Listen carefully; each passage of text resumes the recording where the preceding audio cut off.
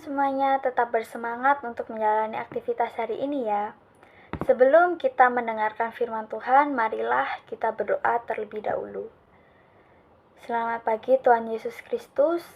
Kembali kami menghadap-Mu, mengucap syukur atas hari yang baru, serta atas nafas kehidupan yang boleh kami terima di pagi hari ini.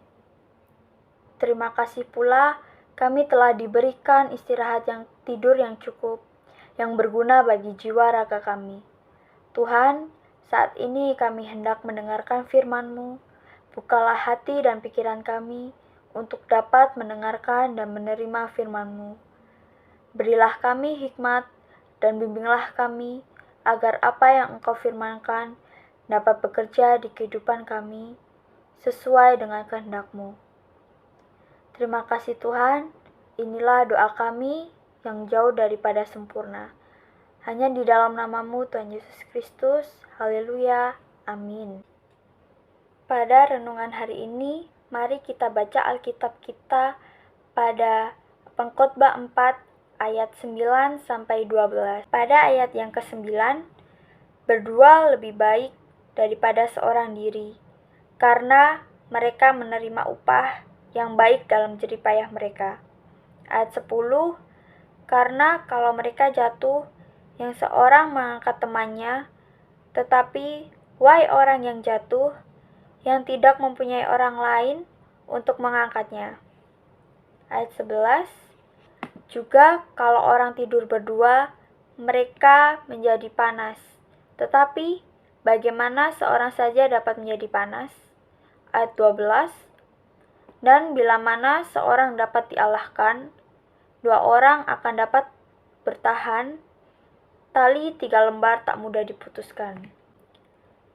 Kesendirian tanpa komunitas mungkin saja akan membuat kita kesepian, sehingga mungkin dapat merugikan kita, mencelakakan kita, dan kita mudah untuk dikalahkan.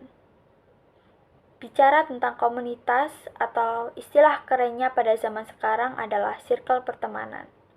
Tentunya bukan istilah yang asing bagi kita. Istilah circle pertemanan sering kita dengar atau kita temui di media sosial seperti Instagram, TikTok, Facebook, dan sebagainya. Circle pertemanan dalam kehidupan sehari-hari adalah orang-orang di sekitar kita yang ada bersama kita. Siapa di antara teman-teman yang mungkin tidak memiliki circle pertemanan? Tentunya kita semua pasti memiliki circle pertemanan. Nah, dari circle pertemanan tersebut, tentu ada anggota yang mungkin saja kita tidak sukai. Sering membuat kita merasa jengkel atau tidak nyaman dalam circle tersebut. Penting untuk kita memilih circle pertemanan.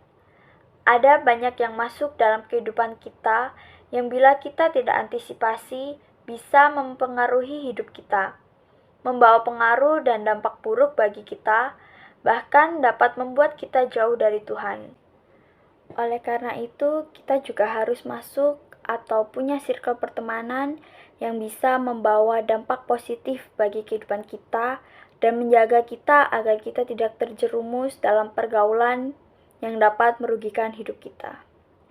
Teman-teman pasti punya circle atau komunitas rohani, entah itu komunitas gereja atau komunitas teman-teman Kristen yang ada di sekolah ataupun di tempat lain. Komunitas atau circle rohani inilah yang bisa kita gunakan untuk sharing tentang kebaikan Tuhan ataupun tentang firman Tuhan, sehingga dapat menumbuhkan rohani kita. Kita perlu untuk memiliki circle atau komunitas rohani, karena dari circle atau komunitas rohani inilah yang dapat membantu kita untuk meningkatkan rohani kita menjadi lebih baik, belajar bertanggung jawab, dan juga kita tidak merasa kesepian. Seperti yang tertulis pada Ibrani 10 ayat 24-25.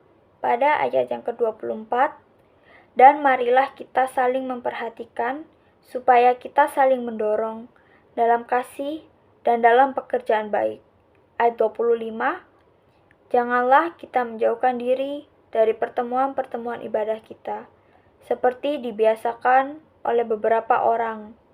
Tetapi, marilah kita saling menasihati dan semakin giat melakukannya menjelang hari Tuhan yang mendekat.